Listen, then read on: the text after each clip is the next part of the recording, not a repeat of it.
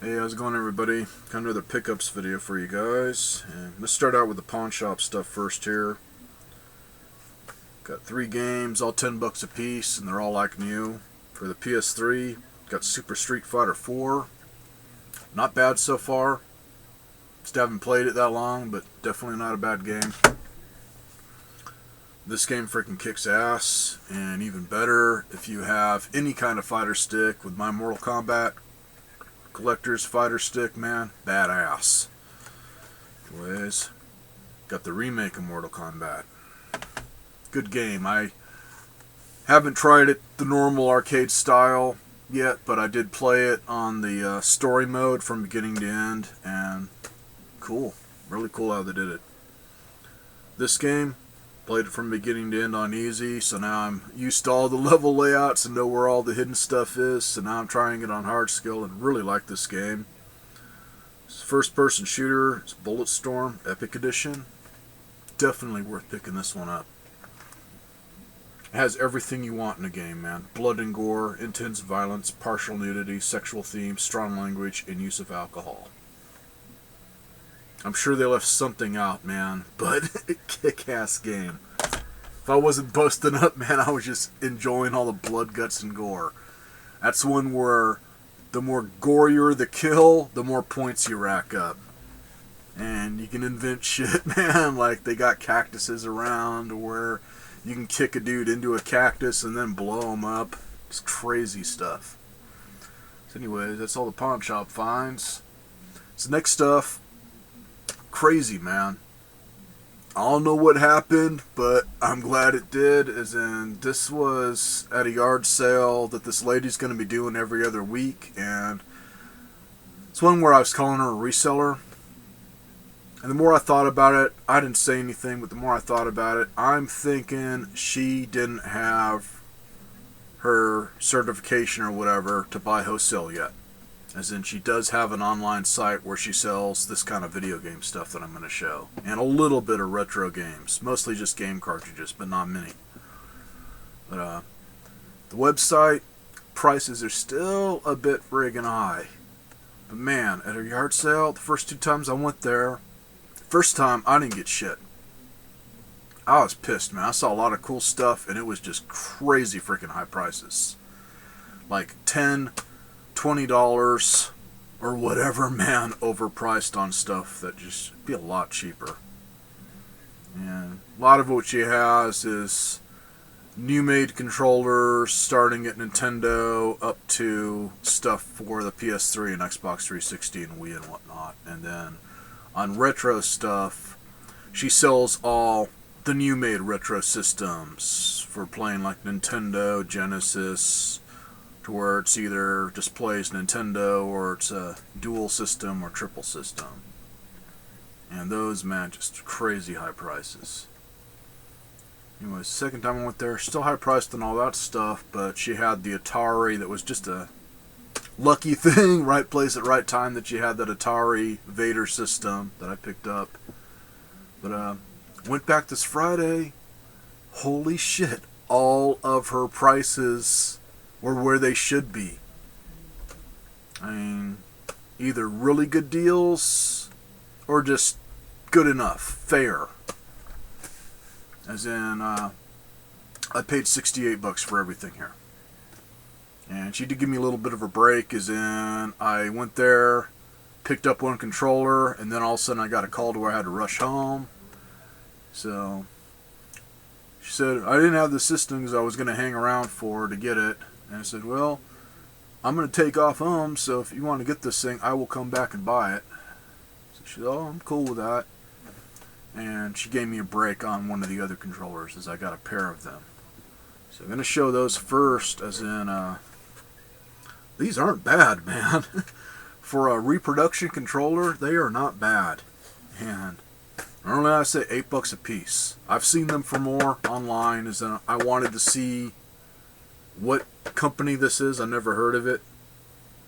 I think it's pronounced Tomee, Tomee. But what I got these for, just to give you a hint of what they look like. This is my top loader that I custom painted I wanted to have some dog bone controllers to match it.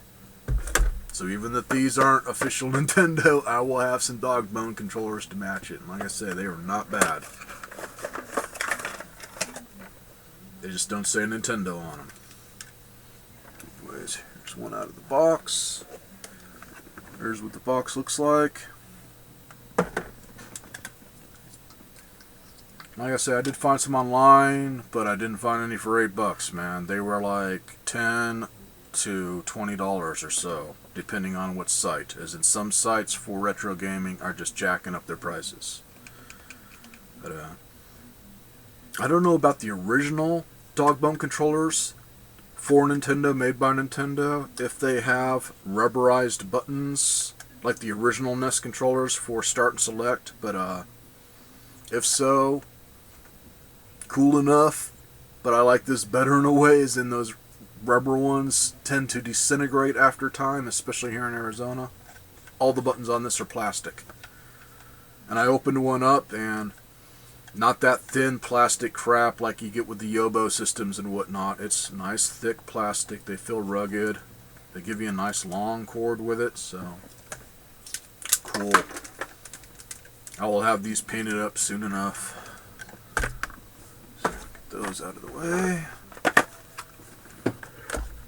Onto the system.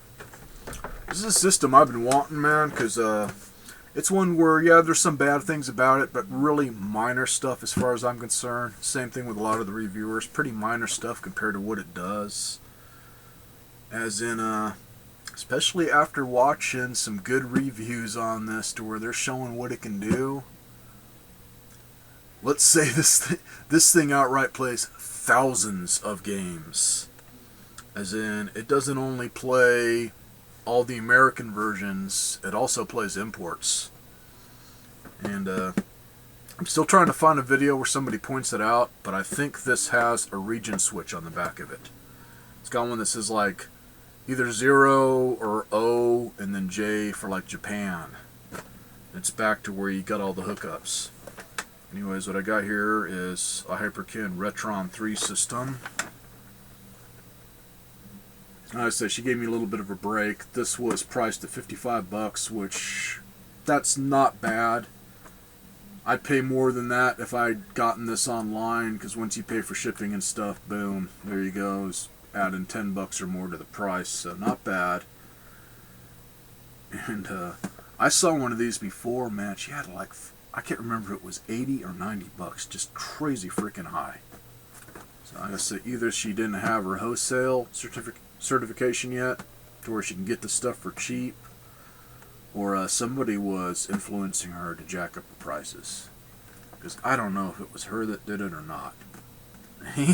You don't drop them that low.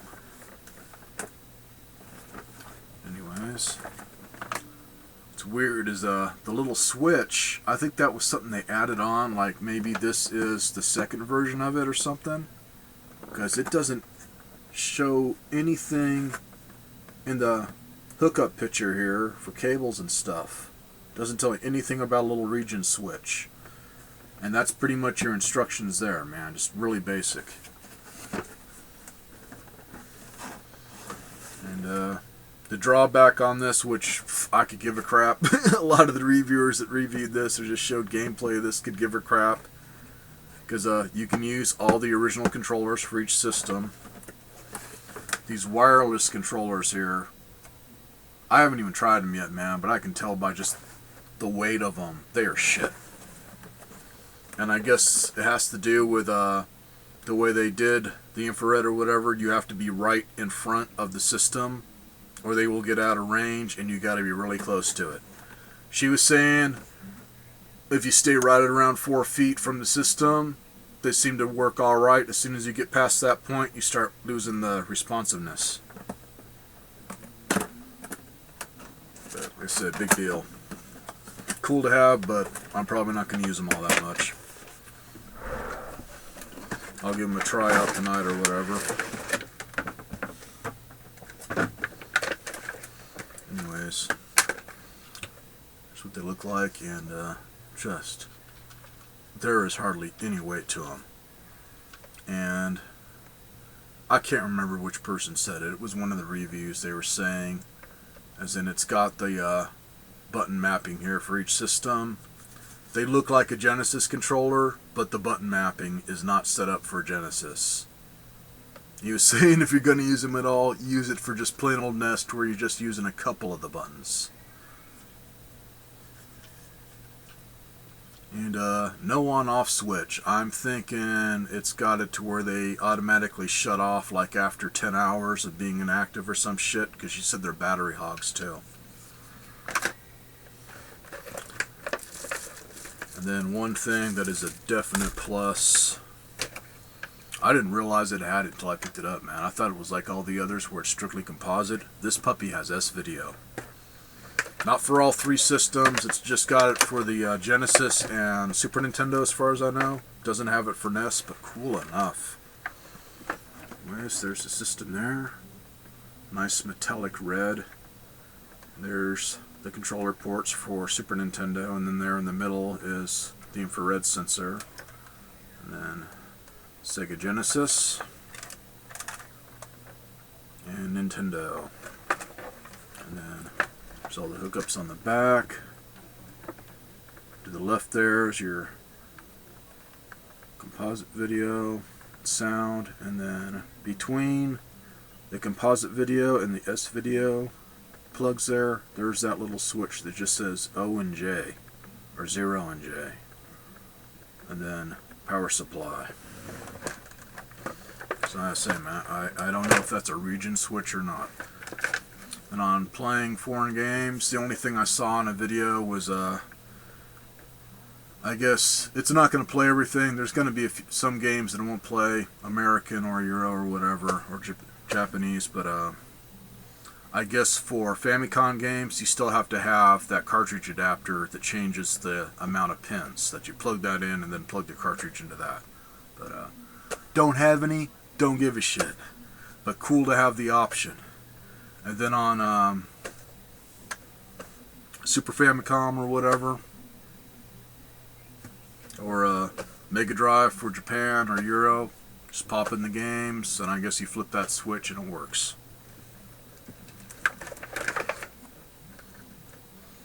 And on the power supply here, for anybody that finds one of these loose without one,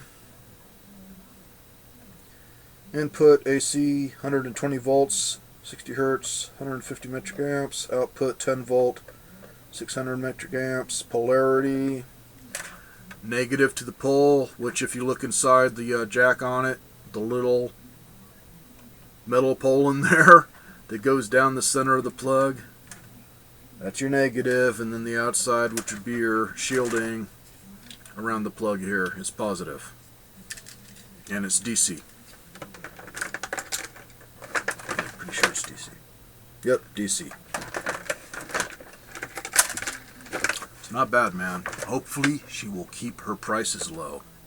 Speaking of the system, and I've showed it in a previous video, it was the first wannabe retro system that I got, man. I picked it up when I took my trip to Prescott, and I paid like $20 for it, and that's the most I'd pay for one. Now that I have it, I've already broke the thing, and it was not my fault. It's the way it was made.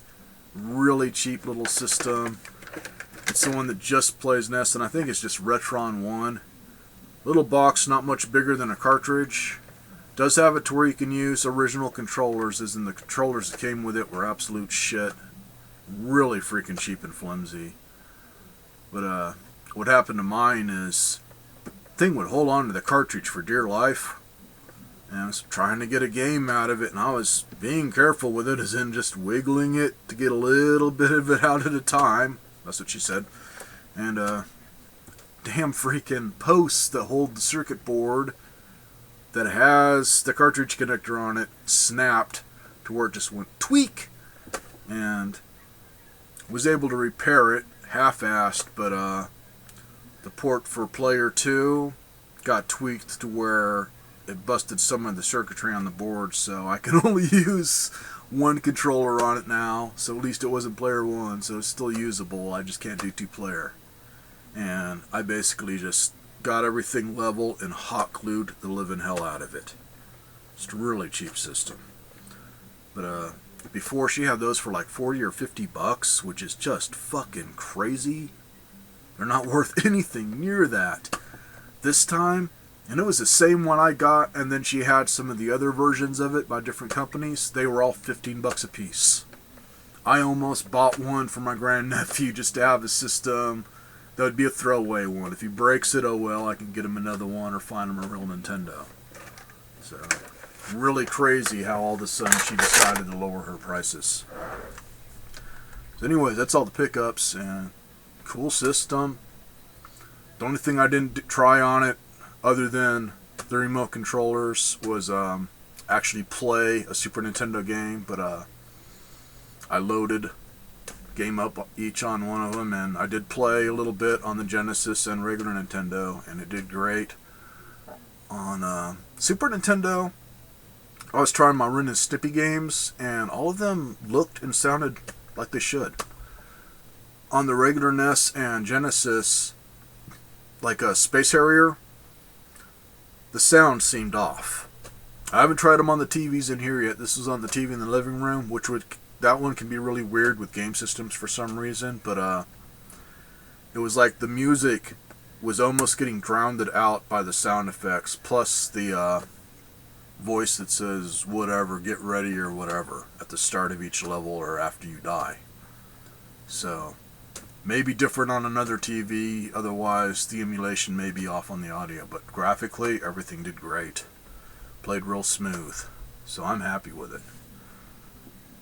So, catch y'all later. Feel free to comment.